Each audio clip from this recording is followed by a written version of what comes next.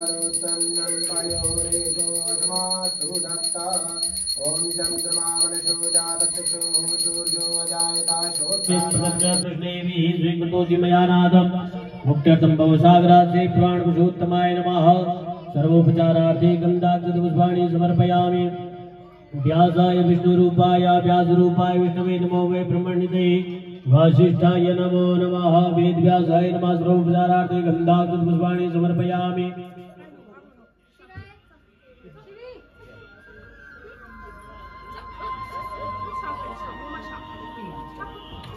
तो आइए समस्त भक्त श्रद्धालुओं से हरि भक्तों से निवेदन है जल्द से जल्द अपने घर के कार्य से निवृत्त होकर कथा प्रांगण में पहुंचे और आज तृतीया दिवस की कथा का श्रवण करेंगे और अपने मानव जीवन को धन्य बनाएंगे सभी भक्तगण। तो आइए तब तक यहाँ पर उपस्थित सभी भक्त श्रद्धालुओं से निवेदन करते हैं आप लोग हमारे साथ श्री हरि सिंह में मीठी मीठी ताली सहयोग करेंगे और मीठी मीठी सुरों से हमारे साथ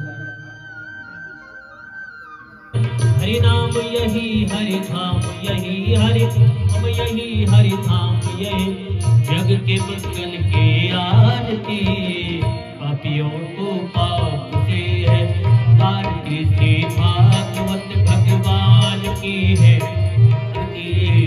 पापियों को पाप से है ये शांति गीत पावन पुनीत पापों को मिटाने वाला दर्श कराने वाला ये सुख करनी ये दुख हरणी ये सुख करनी ये सुख करनी ये दुख हरणी ये सुख करनी ये श्री मधुसूदन की आरती पापियों को पाप से है तारती श्री भगवत भगवान की है आरती पापियों को पाप से है मधुर बोल जगपंथ खोल सन्मार्ग बताने वाला है बिगड़ी को बनाने वाला है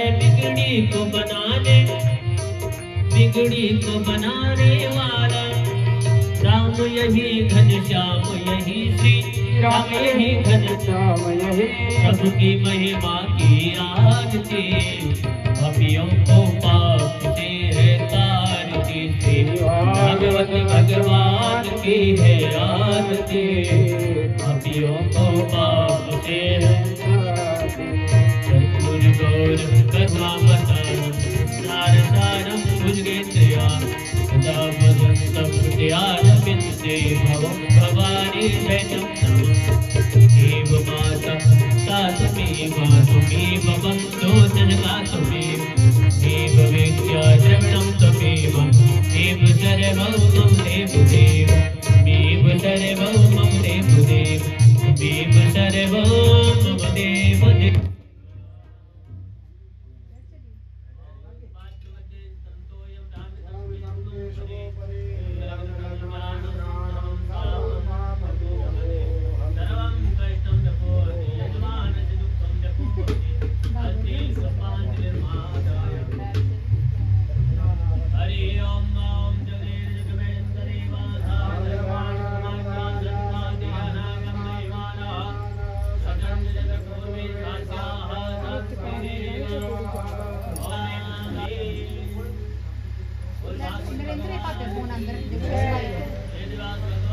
है जिस कथा के लिए तुम चाहते थे सुनना देवताओं को कहते हैं हमारे पितर और सुखदेव जी ने तुमको भगा दिया था। आज उसी कथा को हमारे घर आंगन में सुनाया जा रहे हैं और हमारे कुल गोत्र के इष्ट मित्र संबंधी सभी ग्रामजन नगर परिषद जो भी हैं सभी सब सुन रहे हैं। तो ये सुनकर के देवता लोग सिर झुकाते हैं और चले जाते हैं। लेकिन जब हम ही लोगों को इस यहाँ पर इस धराधाम पर उल्टे सुल्टे कर्म करते हुए देखते हैं देवता लोग तो हमारे पितरों की हाजिरी लगाते हैं। आओ इधर आओ, देखो तुम्हारे कुल गोत्र में क्या हो रहा है, नीचे देखो। फिर हमारे पितरों को सिर झुकाना पड़ता है। तो हमारे पितरों को सिर ना झुकाना पड़े इसलिए ऐसा कर्म ऐसा सत्कर्म ऐसे व्रत ऐसे पूजा ऐसा पाठ ऐसा व्यवहार संसार में बनाओ कि हमारे पितरों को पितृलोक में सिर ना झुकाना पड़े।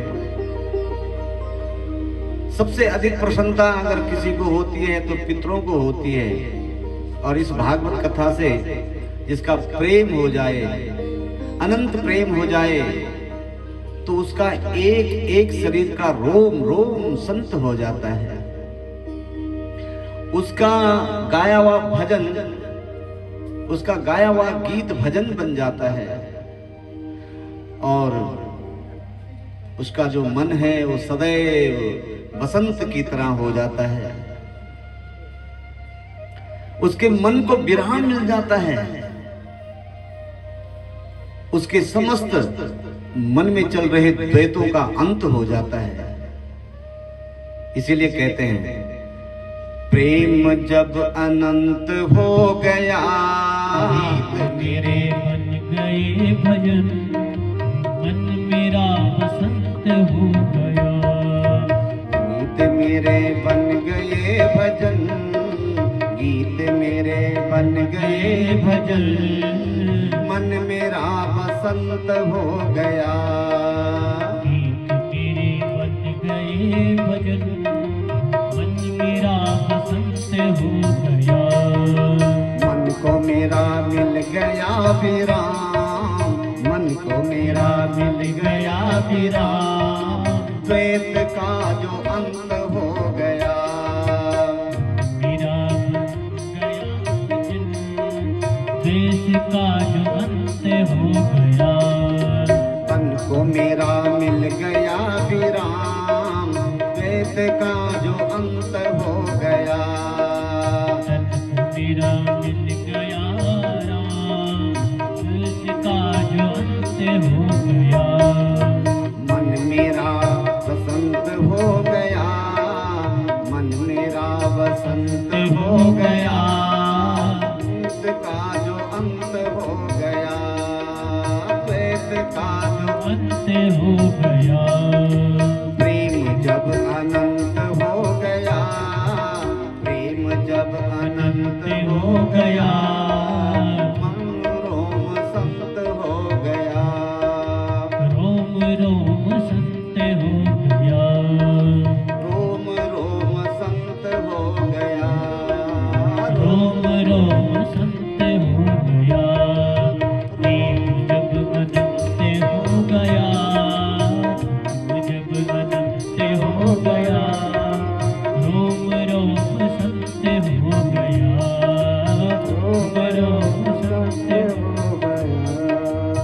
रोम रोम संत हो गया। रोम रोम संत हो गया। रोम रोम संत हो गया। रोम रोम संत हो गया। रोम रोम संत हो गया। जब अनंत हो गया, रोम रोम संत हो गया। के बिहारी लाल की जय जय जय श्री राधे श्याम। परम मंगलमय भगवत स्वरूपा श्रीमद् भागवत महापुराण अंतर्गत कल आपने कथा का श्रवण किया। घर जाकर के आपने जरूर उसका विचार किया होगा, मंथन किया होगा, चिंतन किया होगा। शास्त्रों में मनुष्य को मानवता सिखाने के लिए हमारे ऋषि मुनियों ने दान का बड़ा महत्व बताया है। प्रत्येक व्यक्ति को अपनी हैसियत के अनुसार अपनी मेहनत की कमाई का 10वां हिस्सा सुपात्र को दान देना चाहिए। अब ध्यान से बैठो, पहले कथा लेट हो रही है। अपनी मेहनत की कमाई का 10वां भाग सुपात्र को दान देना चाहिए, ऐसा हमारे शास्त्र कहते हैं। क्योंकि दान करने से व्यक्ति के बुरे कर्मों का फल नष्ट हो जाता है और अच्छे कर्मों का ही उसे फल मिलता है। दान करने से पिछले जन्म जन्मांतरों का जो हमने पाप इकट्ठा कर रखा है उसका मूल नाश हो जाता है, वो धुल जाता है। संस्कृत का अवदान से निकला हुआ शब्द है, जिसका अर्थ होता है कि अपने आप से उस वस्तु को अलग करना। दान धर्म का एक अंग है, जिसमें कल्याण का भाव जुड़ा हुआ है, लेकिन दान देते समय पर दाता को सुपात्र और कुपात्र का भी ध्यान रखना चाहिए, क्योंकि सुपात्र को दान दोगे तो अच्छा फल मिलेगा, लेकिन दान दिया हुआ कुपात्र को, अगर आपने कुपात्र को दान दे दिया तो दान का फल भी नष्ट हो जाता है और दान देने वाले को उल्टा पाप लगता है। इसलिए दान भी करो तो सोच समझ करके करो, सुपात्र और कुपात्र का विचार जरूर कर लिया करो और निस्वार्थ दान करें, जिसमें कोई स्वार्थ ना जुड़ा हुआ हो। दानम भोगम नाशम त्रयो गतयो भवन्ति वितस्यः, यो न ददाति न भुक्ते तस्य तृतीये गतिर् भवति। धन की 3 स्थितियां हैं। जो आपके पास धन पैसा है उसकी 3 स्थिति होती है। पहली गति है कुछ दान कर लो, दूसरी है उस दान का भोग कर लो, और जो धन का दान और भोग नहीं करता है उसके धन का नाश तय है। ये धन की तीसरी स्थिति है। तो यूं समझो कि धन की 3 स्थिति, यानी अब आपने अच्छा खा लिया, अच्छा पहन लिया, अच्छा बना लिया, ये क्या है? अब आपके काम आ रहा वो पैसा जो आपने कमाया है। फिर जो बचा है उसका दान कर लिया, पुण्य कर लिया, तीर्थ कर लिया, व्रत कर लिया, निसाई की सहायता कर ली। जहां भी आवश्यकता हो वहां आपने दान किया, पुण्य किया, तो ये आपका तब है, ये तब काम आएगा। जो खा लिया, पहन लिया, बना लिया, वो तो अब काम आ रहा है, लेकिन जो आपने दान पुण्य कर लिया वो आपके बाद में काम आएगा। और यदि आपने ऐसा नहीं किया, पैसा तो बहुत आया और बैंक में ही जमा करते गए, एफडियां बनाते गए, तो आपके किसी काम नहीं आएगा। हो सकता है बाल बच्चों के काम आ जाए तो अलग बात है, लेकिन आपके काम नहीं आएगा। आजकल के लोग जो हैं वो दान भी ऐसी जगह करते हैं कि ये मेरे काम आएगा, इसको दे देते हैं, ये मेरा अपना है, इसको दे देते हैं। तो वो दान नहीं है, वो एक स्वार्थ का झमेला है। आपने दे तो दिया, लेकिन आपने उससे क्या आशा रखी कि ये मेरे काम आएगा, ये मेरा अपना है। तो इस स्वार्थ के झमेले के कारण उस दान का जो पुण्य है वो भी नष्ट हो जाता है। इसलिए यज्ञ दानम तपस्यैव त्याज्यम कार्यमेव ततः, गीता जी में लिखा हुआ है, दानम धारते पृथ्वी दानमेवं भुवनत्रयम्, दानमेका द्वारपाला कृतो त्रिलोकीनाथं च लक्ष्मीपते। दान ऐसी जगह दो जो एक तो सुपात्र हो और आपका दिया हुआ दान कहीं अच्छी जगह लग रहा हो, कि भूखे का पेट भर रहा हो, प्यासे को पानी मिल रहा हो, कहीं अनाथ है कोई उसकी सहायता कर लो, ऐसी जगह। और ऐसी जगह दिया जिसने शाम को वो मधुशाला में गया तो ऐसा दान देने वाला भी पाप का भागी बन जाता है। सुपात्र दानात् च भवे धनाढ्यो धना प्रभावेण करोति पुण्यम, पुण्या प्रभावेण सुरलोकवासी पुनराधनाढ्या पुनरेव भोगी। क्योंकि अगर आप सुपात्र को दान देने से देंगे तो इंसान धनवान बनता है। फिर धन के प्रभाव से वो पुण्य कार्य करता है। इतना बड़ा ये जो कार्य चल रहा है, इसमें धन का तो ही महत्व है। भाई धन था तभी किया ना, तो उसी धन के प्रभाव से ये पुण्य कार्य अर्जित हो रहा है। और जिनके पास नहीं है वो अगर कथा सुन रहे हैं तो उनको भी वही पुण्य प्राप्त हो रहा है। और उस पुण्य के प्रभाव से यदि मोक्ष नहीं मिला तो स्वर्ग जरूर मिलेगा। और स्वर्ग में आपकी जो आकांक्षाएं, इच्छाएं यहां शेष रह गई है, वो भी पूरी हो जाएगी। किससे? सुपात्र दाना, सुपात्र को दान देने से। और फिर से धनवान, यदि फिर से जन्म लेना पड़े तो आपका फिर से जन्म किसी धन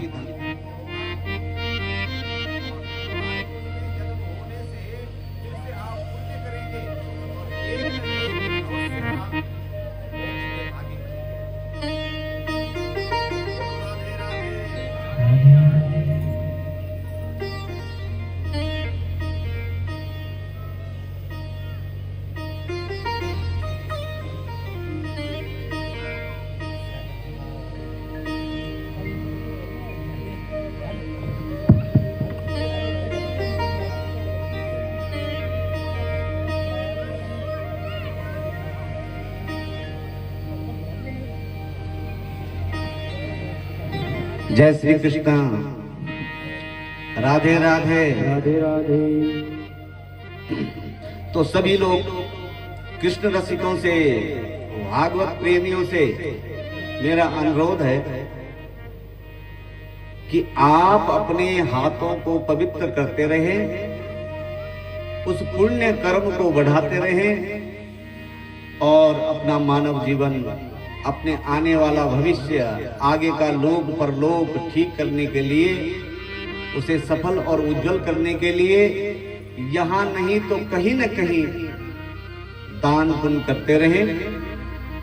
लेकिन दान करते समय सुपात्र का अवश्य ही विचार करते रहे। आपके दान की जहां अति आवश्यकता है वहां पर आपका हाथ पीछे नहीं हटना चाहिए, आगे बढ़ना चाहिए। क्योंकि उसी दान के प्रभाव से आपको मानव जीवन मिला है और जितनी भी वैभवता आपके पास है वो सब आपके पिछले जन्म के वे दान और पुण्य का ही प्रभाव है।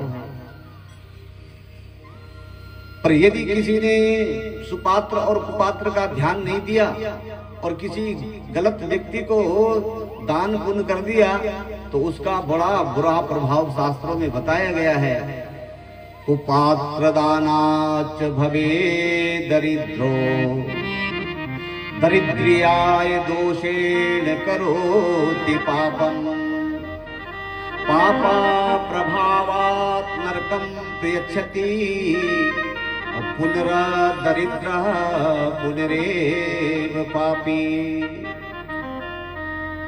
अगर आपने गलत को दान दे दिया तो उससे क्या होगा कि आपके घर में दरिद्रता आएगी और उस दरिद्रता के कारण पाप होंगे और उस पाप के कारण फिर नरक में जाना पड़ेगा। और जब नरक से छुटकारा मिलेगा और मनुष्य योनि में जन्म मिलेगा तो वहां भी दरिद्री के घर में, कंगाल घर में जन्म होगा और फिर उस कंगाली में फिर पाप करेगा और फिर नरक में जाएगा। और इस प्रकार से 84 का चक्कर कभी छूटने वाला नहीं। बोलो राधे राधे। जय श्री कृष्णा। जय श्री कृष्ण। दान, धन की चोरी का कोई प्रायश्चित नहीं है। और जो व्यक्ति कुछ दान देता है तो उसकी प्रशंसा तो होनी ही चाहिए। कथा सुने आप, बड़े ध्यान से सुने। एक गांव में पंडित जी कथा सुना रहे थे और कथा में प्रसंग था दान की महिमा का, दान का महत्व क्या है वो बता रहे थे। उसी गांव में एक बहुत ही कंजूस व्यक्ति रहता था, एक बनिया रहता था, वो भी कथा सुन रहा था। उसने जब कथा सुनी तो सोचा कि जब दान की इतनी बड़ी महिमा है तो कुछ न कुछ मुझे भी दान करना चाहिए। कथा पूरी होने पर पंडित जी से बोला, आपकी कथा मुझे बहुत अच्छी लगी महाराज, मेरा भी मन करने का, दान करने का करता है, पर जिस चीज को दान करने की सोचता हूँ तो फिर मन करता है कि ये तो हमारे बहुत बड़े काम की चीज है, इसे कैसे मैं दान कर दूं। जिस चीज की वो सोचता है उसको सोचता है ये तो मेरे काम की चीज है, इसको मैं कैसे दान करूं। पंडित जी मुझे ये बताओ कि बिना काम की चीज का दान करने से भी क्या पुण्य होता है। अगर मैं कोई ऐसी चीज दान करूं जो मेरे मतलब की नहीं है, तो वो अगर मैं दान करूं तो क्या उसका पुण्य मिलेगा? मैं क्या दान कर सकता हूं? तो पंडित जी ने सोचा कि चलो ये बड़ा कंजूस आदमी है, कम से कम इसको कुछ देने की आदत तो पड़े। हाँ बोले क्यों नहीं, आप अवश्य कुछ न कुछ जो भी आप दान करें लगेगा आपका पुण्य। तो बोले ठीक है, आप लेंगे? बोले क्यों नहीं लेंगे? तो बोले आ जाना कल सुबह 10 बजे, हम दान करेंगे, पर देखो हम वही चीज दान करेंगे जो हमारी मतलब की नहीं है। पंडित जी ने कहा चलो कोई बात नहीं, आज बेमतलब की चीज दान कर रहा है, आदत पड़ेगी तो कभी न कभी मतलब की चीज भी देगा। दूसरे दिन सुबह पहुंच गए पंडित जी ठीक 10 बजे। उस कंजूस व्यक्ति ने, उस सेठ जी ने शाम को घर जाकर के घरवाली को पूछा, हमारे घर में बेमतलब की क्या कौन सी चीज है जिसको तू फेंकती है, वो बता क्या फेंकती तू घर से। बोले महाराज सेठ जी मैं तो जब सब्जी बनाती हूँ तो आलू को छीलती हूँ, छिलका निकलता है उसको मैं फेंकती हूँ, और जब मैं आटा छानती हूँ तो उसका जो छानने के ऊपर आ जाता है उसको भी मैं फेंकती हूँ। बोले बस तो उस चीज को ही जो ना एक पुड़िया बना के रख, हम आज कल सुबह उसको दान करेंगे और उससे ही पुण्य कमाएंगे। सेठानी ने भी वैसे ही किया। आलू के छिलके, गोभी के जो डंठल पीछे के बचते हैं सब्जी के, वो एक थैली में, जो चोकर बचा हुआ आटा छानने के बाद वो एक थैली में रखा, बढ़िया सा लिफाफा लग गया, ऊपर से स्टेपलर बढ़िया करके। पंडित जी पहुंचे, बोले महाराज पढ़ो संकल्प। पंडित जी ने विष्णु विष्णु विष्णु महापरमात्मा ने पुराण पूरा संकल्प पढ़िया। संकल्प क्या, महासंकल्प दान का। और अमुक गोत्राय ब्राह्मणम तुभ्यम संप्रदेता, पूरा संकल्प पढ़ करके ब्राह्मण को दे दिया। अब ब्राह्मणों की भी आदत होती है संकल्प दान की चीज लेकर के जब चले गए तो घर से पहले रास्ते में उन्होंने सोचा क्या दिया सेठ जी ने, देखते हैं जरा। अब वो थैली जब खोली, पुड़िया खोली, उसके अंदर छिलके, चोकर थोड़ा सा। पंडित जी ने कहा चलो कोई बात नहीं, संतोषी होना चाहिए ब्राह्मण को भी। क्या कर रही है? जो संतोषी ब्राह्मण होते ना सुदामा के जैसे, तो भगवान ने एक दिन सुदामा जी को भी वैसा अपने ही जैसा बना दिया। क्यों बनाया? क्योंकि सुदामा जी बड़े का कोई बात नहीं, आज इसने छिलके दिए हैं ना, कभी न भी कुछ अच्छा भी देगा। और सामने से गौ माता आ रही थी, गाय को वो छिलके और वो चोकर खिला दिया।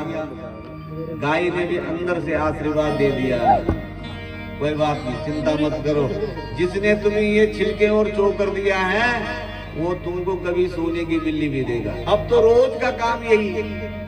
सेठ ने पंडित जी को कहा रोज आना पंडित जी, हम रोज दान करेंगे। और वो सेठ रोज पंडित जी को बुलाता है और वही जो घर के बेकार की चीजें हैं उसी का दान करता है। ऐसे ऐसे करते करते समय बीता। सेठ के बच्चे बड़े हुए तो विवाह हुए। विवाह के बाद कुछ दिनों में एक बिल्ली सेठ जी के घर में उत्पात मचाने लगी। कभी वो दूध में मुंह मारती है तो दूध फेंकना पड़े, कभी रोटी में मुंह मारे तो वो रोटियां फेंकनी पड़े, कभी भुने हुए आटे में। तो एक दिन बिल्ली जैसे ही दूध के पतीले में मुंह मार रही थी तो सास ने देखा, बहू को बोला, ए बहू देख क्या रही है, वो बिल्ली मुंह मार रही है तो उसको भी नहीं भगा सकती क्या? अरे भगा उसको। बहू रानी ने भी उठाया एक फट्टा लकड़ी का और निशाना लगा सही, और बिल्ली की चारों टांगे खड़ी। अब इतनी देर में पंडित जी का आना हुआ। बोले हो सेठ जी की बहू के हाथों जो है ना बिल्ली मारी गई।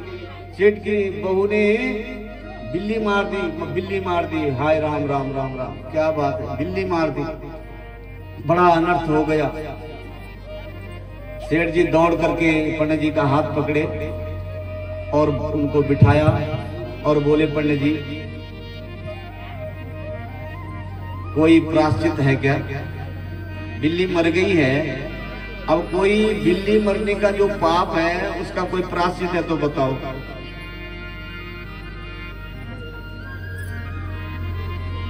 तो पंडित जी भी बोले, हाँ कोई बात नहीं, देखते हैं कोई।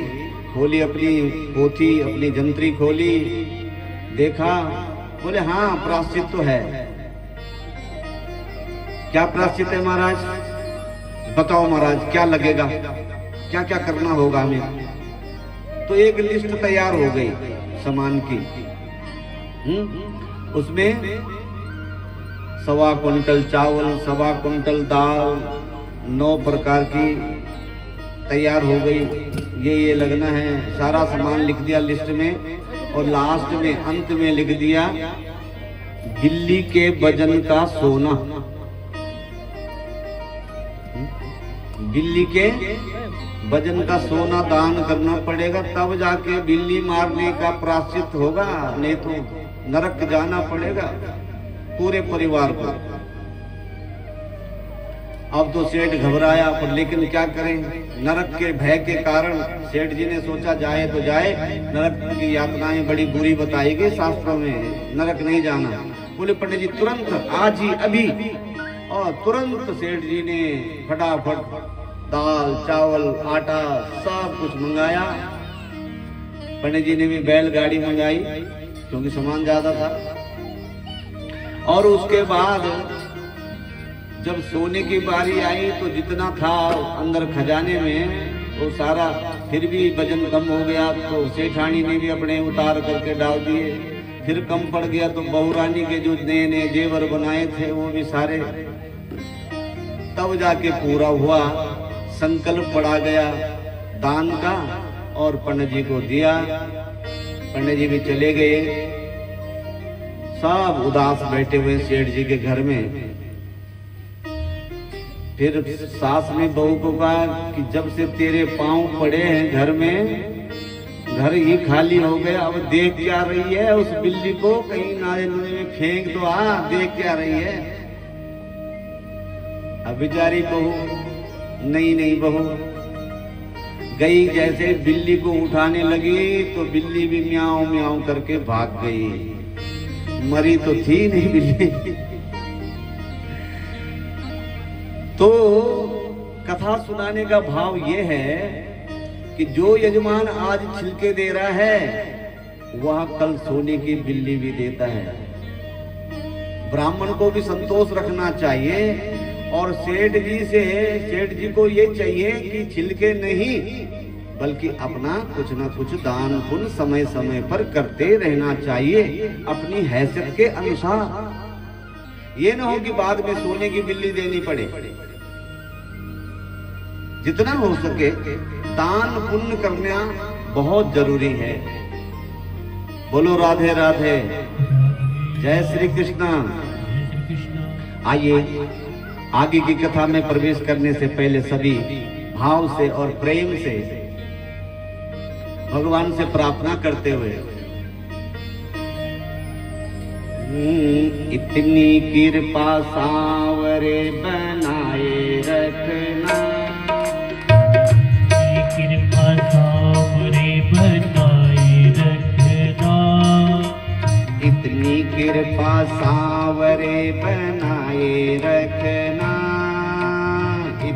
कृपा सांवरे बनाए रखना।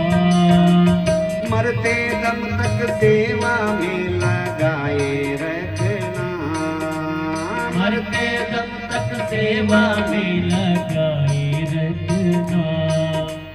इतनी कृपा सांवरे बनाए रखना।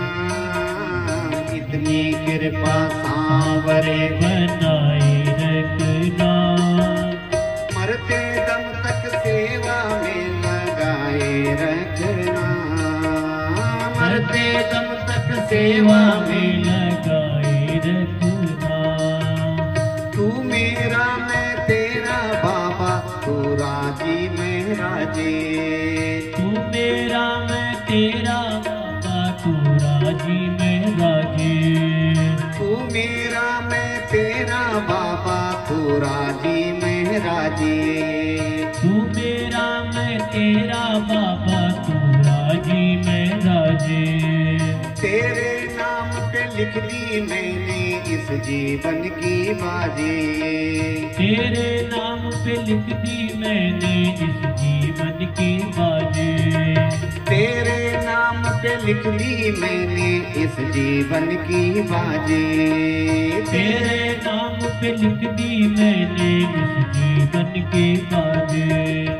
हाथ तुम्हारे, लाज तुम्हारे हाथ है बचाए रखना। लाज तुम्हारे हाथ है बचाए रखना। इतनी कृपा सांवरे बनाए रखना। इतनी कृपा सांवरे बनाए रखना। मरते दम तक सेवा में लगाए रखना। मरते दम तक सेवा में लगाए रखना। चंचल मन ये मेरा बाबा कहीं और ना लागे।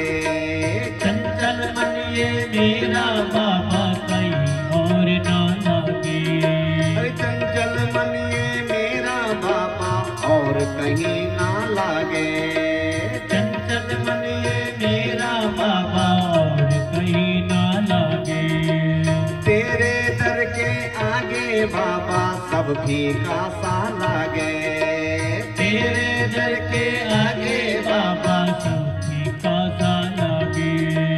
तेरे दर के आगे बाबा सब फीका सा लागे। तेरे दर के आगे बाबा सूखी का सा लागे। दर्शन की इस भूख को जगाए रखना। दर्शन की इस भूख को जगाए रखना।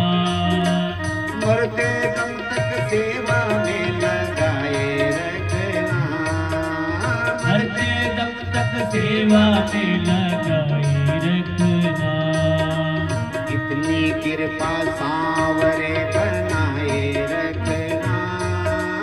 इतनी कृपा सांवरे बनाए रखना। अरे जीते जी तुम सेवा में लगाए रखना। हाँ जीते जी तुम सेवा में लगाए रखना। इतनी कृपा सांवरे बनाए रखना। इतनी कृपा सांवरे बनाए रखना। मरते दम तक सेवा में लगाए रखना। मरते दम तक सेवा में लगाए रखना। हाथ जोड़ कर करूं प्रार्थना मुझको भूल न जाना। हाथ जोड़ कर करूं प्रार्थना मुझको भूल न जाना। हाथ जोड़ कर करूं प्रार्थना मुझको भूल न जाना। हाथ जोड़ कर करूं प्रार्थना मुझको भूल न जाना।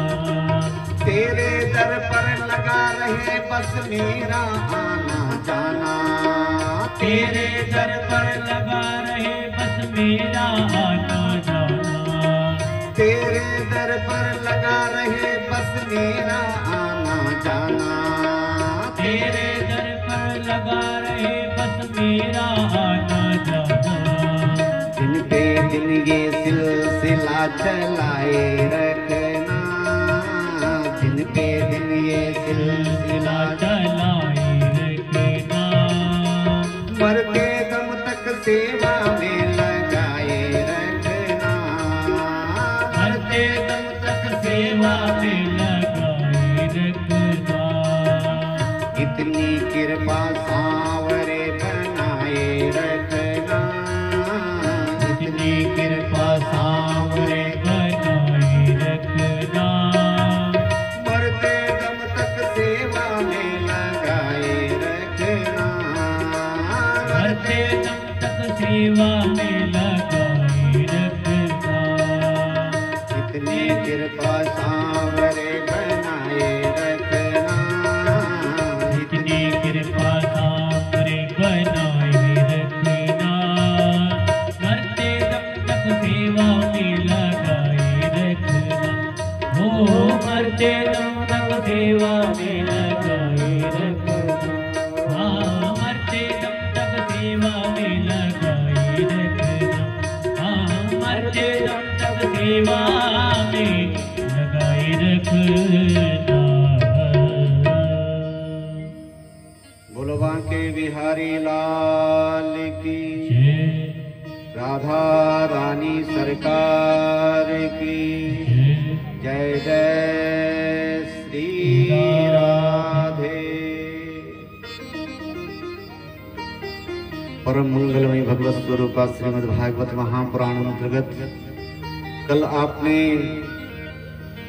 प्रचित्त के श्राप और प्रचित्त का भागवत कथा श्रवण का प्रसंग श्रवण किया। आज की कथा प्रचित्त बोले महाराज मुझे विदुर जी महाराज का पावन पवित्र चरित्र श्रवण करवाइए। और इस आग्रह पर श्री सुखदेव जी महाराज ने राजा प्रचित्त को ये मंगलमयी कथा श्रवण करवाई।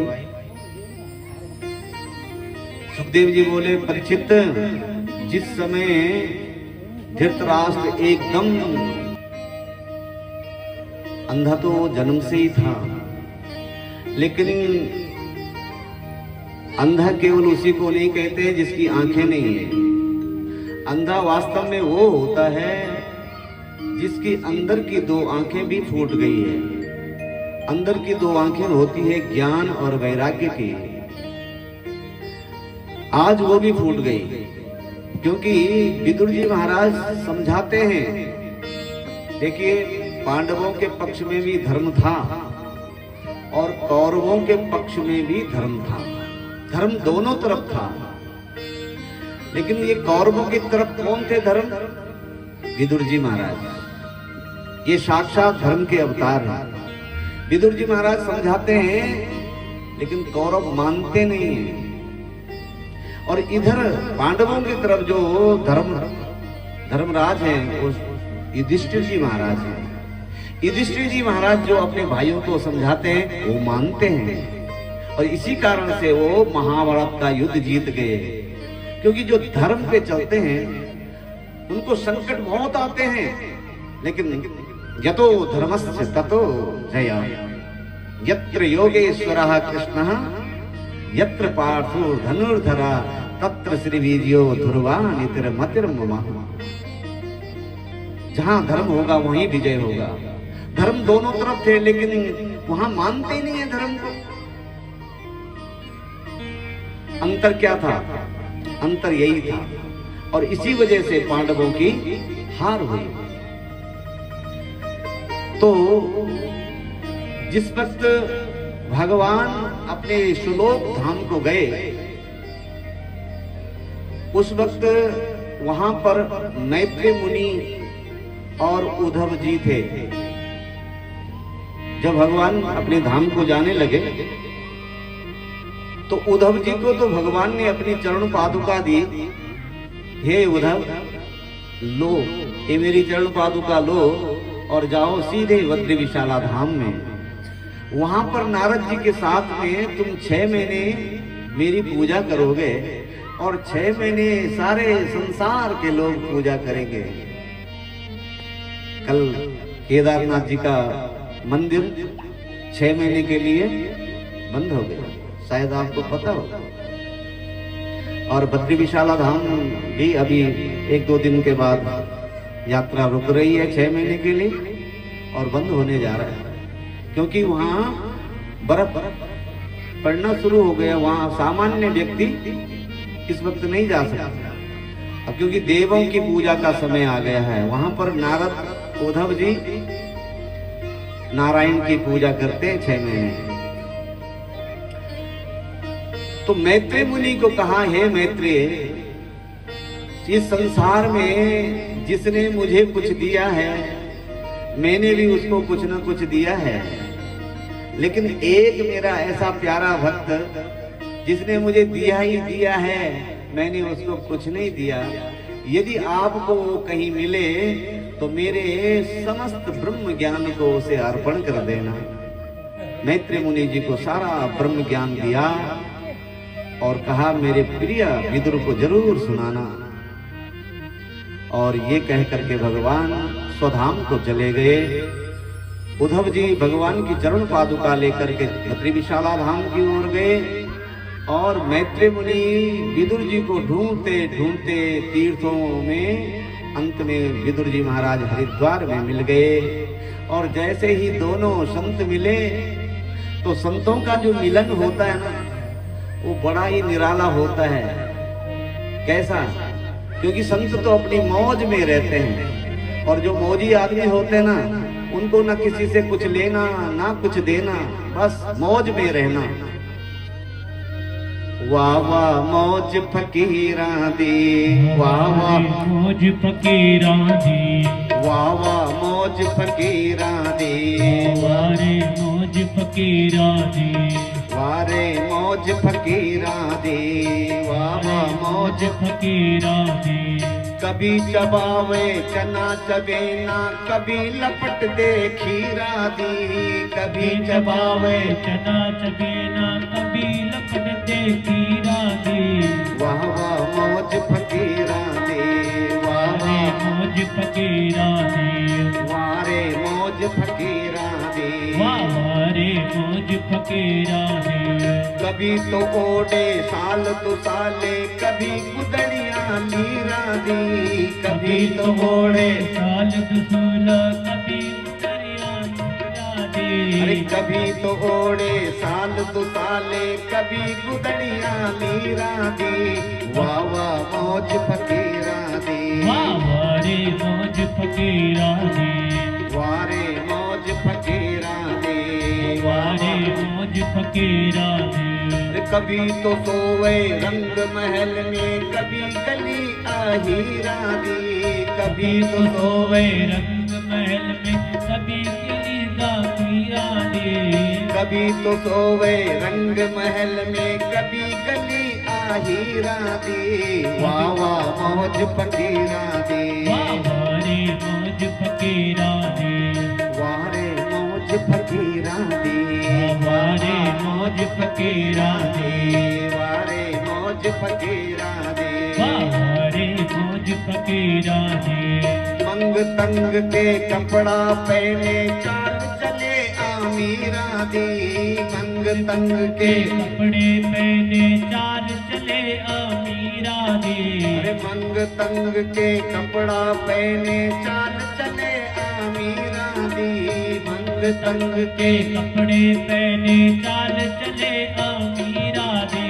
वाह वाह मौज फकीरा दे, वारे मौज फकीरा दी, अरे वारे मौज फकीरा दे, वारे मौज फकीरा दी, वारे मौज फकीरा दे, वारे मौज फकीरा, वारे मौज फकीरा दे, वारे मौज फकीरा दे, वारे मौज फकीरा दे, वारे मौज फकीरा दे, वारे मौज फकीरा दे, वारे मौज फकीरा दे, वारे मौज फकीरा दे।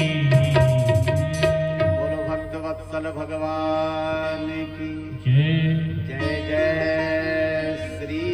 राधे श्याम। दोनों भक्त मिले, मैत्री जी और विदुर जी बैठे। मैत्री जी ने कहा, विदुर जी भैया आपने मेरे बोझ को हल्का करो। कौन सा बोझ? बोले प्रभु ने मुझे एक जिम्मेदारी डाली है और जब तक आपको वो अर्पण न कर दूं तब तक जो है मुझे चैन नहीं मिलेगा। दोनों संत बैठे और जो ब्रह्म तत्व का ज्ञान भगवान ने मैत्री मुनि को दिया था वो मैत्री जी विदुर जी को प्रदान करने लगे। विदुर जी ने भगवान की लीलाओं का श्रवण किया और बीच बीच में अनेक प्रश्न किए और मैत्री जी ने उनको बड़ी सरलता से उसका उत्तर दिया। उत्तर सुनते सुनते कभी कभी उनकी छवि, उनके आंखों में आंसू आ जाते थे कि किस प्रकार से एक दिन वो समय याद आया कि जब भगवान पांडवों के दूत बन करके आए थे हस्तिनापुर में और भरी सभा में दुर्योधन ने उनके लिए 56 प्रकार के व्यंजन तैयार करवाए और साथ सभा में उन्होंने कह दिया कि हम तो भोजन तब करते हैं जब पहले काम कर लेते हैं और हम अगर भोजन करेंगे भी तो चाचा जी के घर में करेंगे, विदुर चाचा के घर में करेंगे।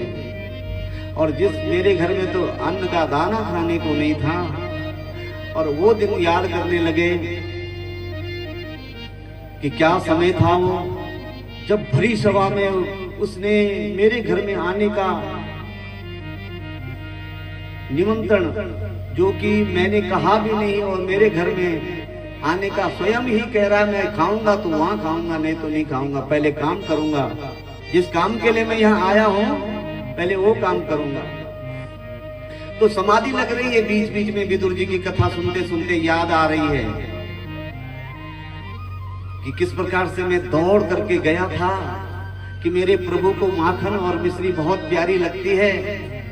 दुकान में गए, माखन मिश्री, माखन वाले को पूछा भैया जरा मक्खन देना। माखन दुकानदार ने दिया, दाम चुकाया और माखन को वहीं छोड़ आए, जहां से लिया वहीं छोड़ आए प्रेम की अधिकता में और गाने लगे, श्री कृष्णा शरणम मम, श्री कृष्णा शरणम मम, श्री कृष्णा शरणम मम, श्री कृष्णा शरणम मम, श्री कृष्णा शरणम मम, श्री कृष्णा शरणम मम, शरणं श्री कृष्णं शरणं श्री कृष्णा शरणं मम, श्री कृष्णा शरणं मम, श्री कृष्णा शरणं श्री कृष्णं शरणं। और वहाँ फिर मिश्री वाले की दुकान में जाते हैं कि मिश्री भी बहुत प्यारी लगती है उनको, तो क्यों ना मिश्री भी खरीद लो। मिश्री वाले से कहा भैया जरा मिश्री देना, और मिश्री वाले दुकानदार ने दिया, दाम भी चुकाया, लेकिन मिश्री लाना ही भूल गए, दुकान में ही छोड़ आए और गाने लगे, श्री कृष्णा शरणम मम, श्री कृष्णा शरणम मम, श्री कृष्णा शरणम मम, श्री कृष्णं शरणं श्री कृष्णा शरणम मम, श्री कृष्णा शरणम मम, श्री कृष्णं शरणं श्री कृष्णं शरणं श्री कृष्णा शरणम मम, श्री कृष्णा शरणम मम, श्री कृष्णं शरणं। और जैसे ही जाने लगे तो इतना आज भाव विभल है, इतना प्रेम है कि अपने घर का रास्ता ही भूल गए। आगे जाने लगे तो एक पति ने कहा, चाचा जी कहाँ चले हैं? बोले घर। अरे बोले चाचा जी घर तो इधर है, यहाँ कहाँ? ओहो बोले मैं घर ही का रास्ता ही भूल गया। और फिर सोचा अरे आया किसने था बाजार में?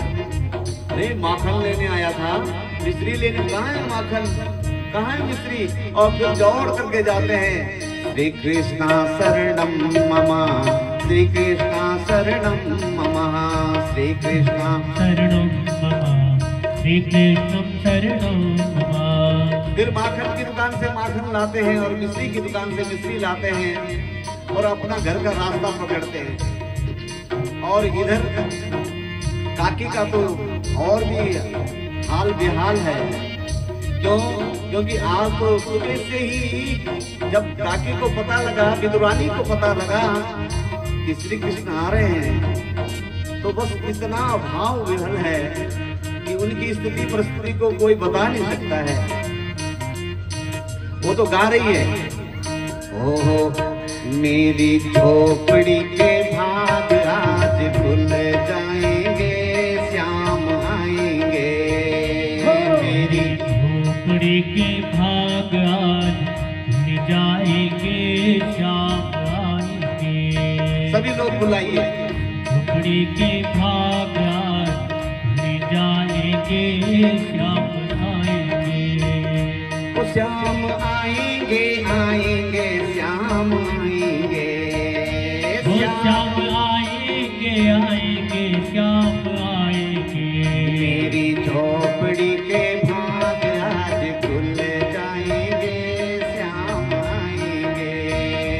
मेरी झोपड़ी के भाग आज खुल जाएंगे, श्याम आएंगे।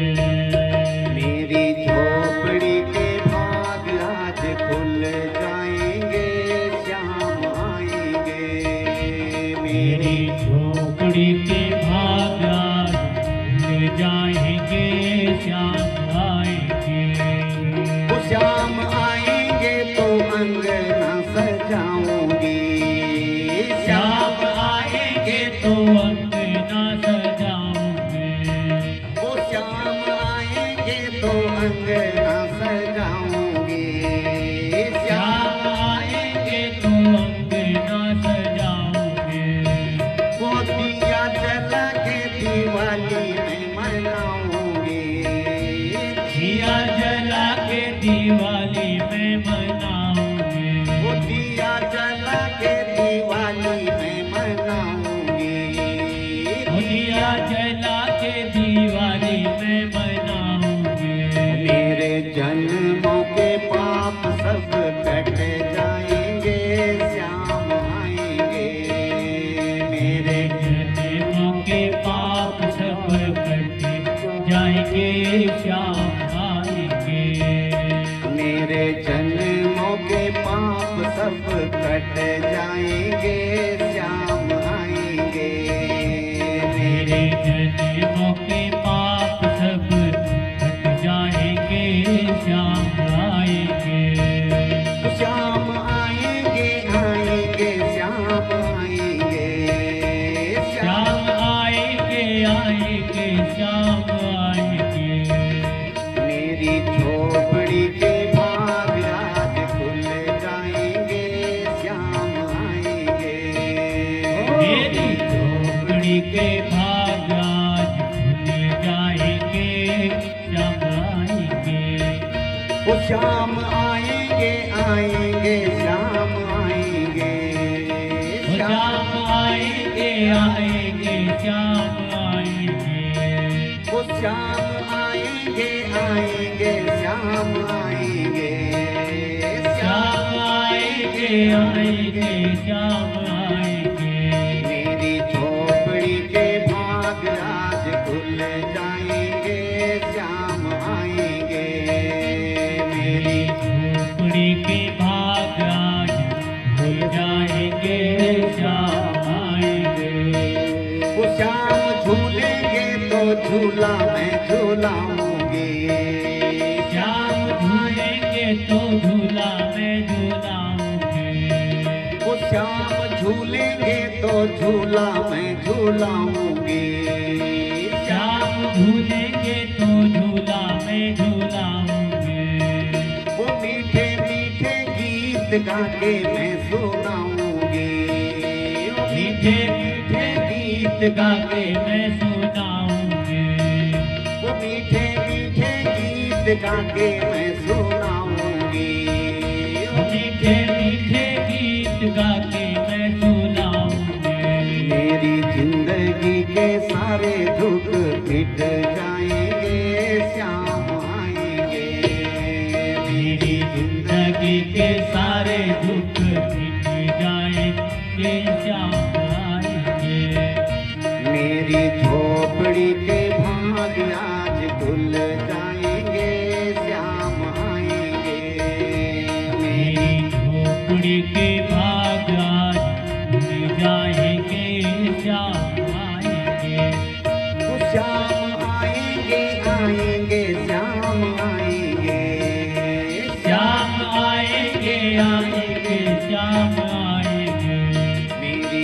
झोपड़ी के भाग आज खुल जाएंगे, श्याम आएंगे।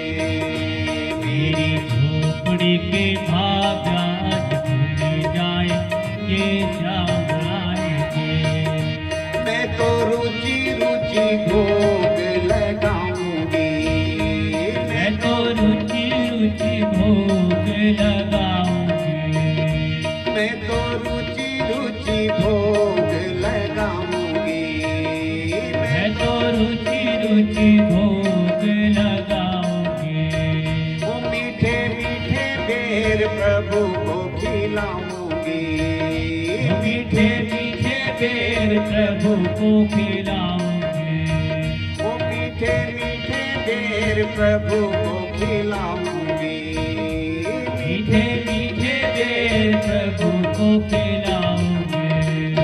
मेरे जन्मों के सोए भाग जग जाएंगे, श्याम आएंगे। मेरे जन्मों के सोए भाग जग जाएंगे, श्याम आएंगे। मेरी झोपड़ी के भाग आज खुल जाएंगे, श्याम आएंगे। मेरी झोपड़ी के भाग आज खुल जाएंगे, श्याम आएंगे। श्याम आएंगे, आएंगे, श्याम आएंगे। ओ श्याम आएंगे, आएंगे, श्याम आएंगे। मेरी झोपड़ी के भाग आज खुल जाएंगे, श्याम आएंगे। मेरी झोपड़ी के भाग आज खुल जाएंगे, श्याम आएंगे। वो मेरा जन्म सफल हो जाएगा, मेरा जन्म सफल हो जाएगा। मेरा जन्म सफल हो जाएगा। मेरा जन्म सफल हो जाएगा। तन झूमेगा और मन गीत गाएगा, तन झूमेगा और मन गीत गाएगा। तन झूमेगा और मन गीत गाएगा। तन झूमेगा और मन गीत गाएगा। मेरे जन्मों के पाप सब कट जाएंगे, श्याम आएंगे। मेरे जन्मों के पाप सब कट जाएंगे, श्याम आएंगे। मेरी झोपड़ी के भाग आज खुल जाएंगे, श्याम आएंगे। मेरी झोपड़ी के भाग आज खुल जाएंगे, श्याम आएंगे। मेरी झोपड़ी के भाग आज खुल जाएंगे, श्याम आएंगे। मेरी झोपड़ी के भाग आएंगे। मेरी झोपड़ी के भाग आज खुल जाएंगे, श्याम आएंगे। बोलो भक्त वत्सल भगवान की जय जय जय श्री राम। राधे। मैत्री जी कहते हैं, विदुर जी ये संसार दुखालय है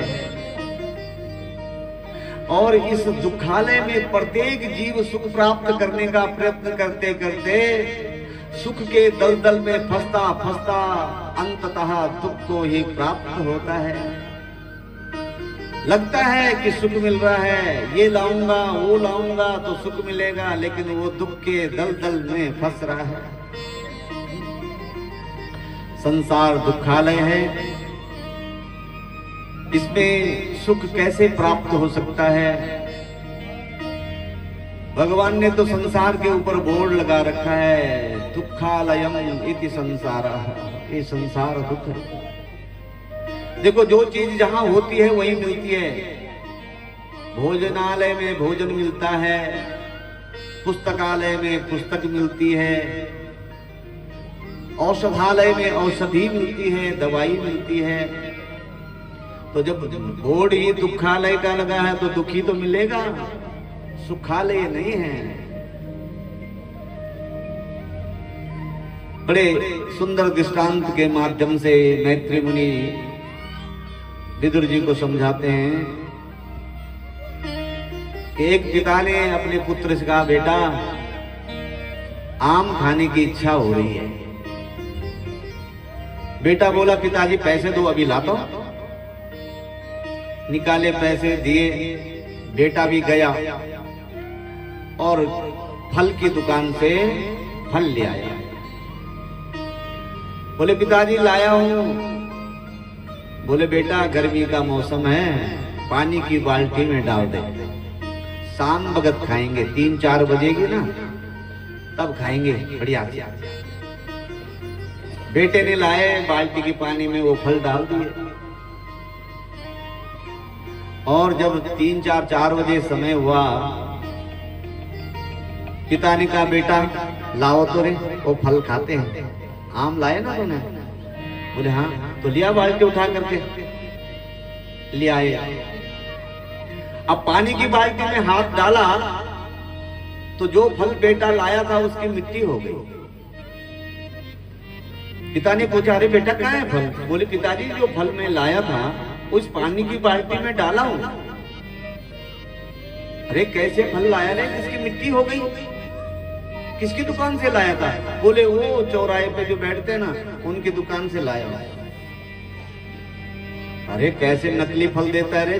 गए दोनों बाप बेटे, झगड़ निकले दुकानदार के पास, कैसे फल दिया तूने जिसकी मिट्टी हो गई? दुकानदार बोला, तो क्या आपको खाने के फल चाहिए थे? खाने के फल चाहिए थे आपको? बोले, और क्या चाहिए? और खाने के लिए तो होते फल। बोले, हमारी दुकान का पहले बोर्ड तो पढ़ लो, क्या लिखा है बाहर? नकली फलों की दुकान। हमारी दुकान में नकली फल मिलते हैं, असली फल तो सामने देखो वहां रेडी पे मिलती है। हमने तो पहले दुकान में लिखा है, बोर्ड लगा रखा हमने दुकान में, नकली फलों की दुकान। जिसको नकली फल चाहिए वो यहाँ से ले जाए, जो असली फल है वो तो सामने बिक रहे हैं। मेरी गलती नहीं है, मेरी गलती नहीं है, तुम्हारे बच्चे की गलती है। अगर उसको खाने के फल चाहिए थे तो सामने की दुकान से ले जाता। अब तुम्हारे बेटे ने यहाँ से हमसे फल ले गए, वो मिट्टी के ही बने थे, और जब मिट्टी के फल पानी में डालोगे तो उसने तो मिट्टी होना ही है। ऐसे ही संसार है, कुछ दिन लगता है कि वाह क्या मौज है, लेकिन जब समय निकलता है पता लगता है अंत में कि संसार कुछ भी नहीं है, कुछ नहीं। ऐसे ही संसार है। बहुत सुंदर दृष्टांत के माध्यम से मैत्री मुनि विदुर जी को समझाते हैं और कहते हैं कि संसार में अगर कोई सबसे बड़ी चीज है तो वो है प्रेम, और उस प्रेम को जिसने धारण कर लिया उसने भगवान को पा लिया। सबसे ऊंची प्रेम सगाई, सबसे ऊंची प्रेम सगाई, सबसे प्यारी प्रेम सगाई, सबसे प्यारी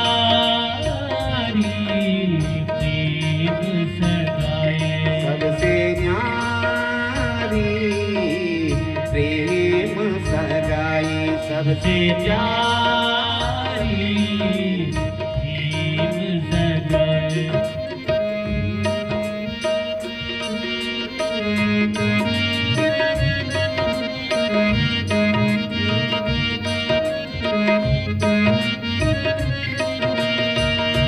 दुर्योधन के मेवा त्यागो, दुर्योधन के मेवा त्याग्यो, साग विदुर घर खाई, सबसे ऊंची प्रेम सगाई, सबसे प्यारी प्रेम सगाई, सबसे प्यारी प्रेम सगाई। प्रेम के बस अर्जुन रथ हाथो, प्रेम के बस अर्जुन रथ हाक्यो, भूल गए ठकुराई,